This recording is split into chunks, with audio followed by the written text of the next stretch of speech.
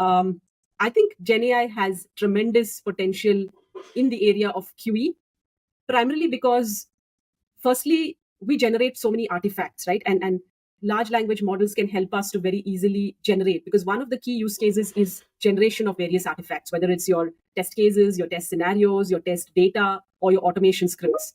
So I think GenAI is a powerful tool that can be adopted for quality engineering.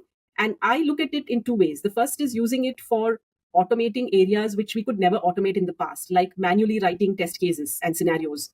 Now you have a tool that can help you there. So there is this exponential jump in terms of efficiency that you're getting. The second area is areas which you could already automate, like automation scripts. However, that also now gets a huge impetus because you can do it faster, you can do it with a lesser amount of data, and these are the two genres that I primarily look at.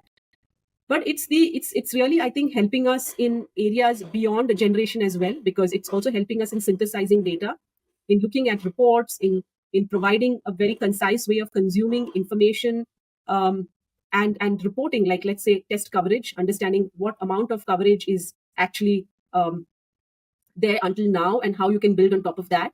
And finally, prediction algorithms have always been around, but with GenAI, it's again a big leap in terms of what and how you can predict as well, because now you have more amount of data that can be consumed easily. And I think the biggest benefit is the availability of a lot of open source models, and new models that are coming every day. Because when we started working on this about 9 or 10 months ago, there was only GPT 3.5 that we started using. But just it's less than a year, but the number of models, you've seen an explosion of LLMs. You have GPT-4, you have GPT-4o, you have 4o mini now, and you have, for example, Meta has Llama, you have Gemini from Google. So the amount and availability of these, not only large language models but also small language models as well, which has come out in the market, can help you to build very niche and customized solutions for industry, right? So you can have that industry knowledge. And the problems that most of our clients have about data and training models and information going out and security issues can also be contained with LLMs because of the RAG way of working.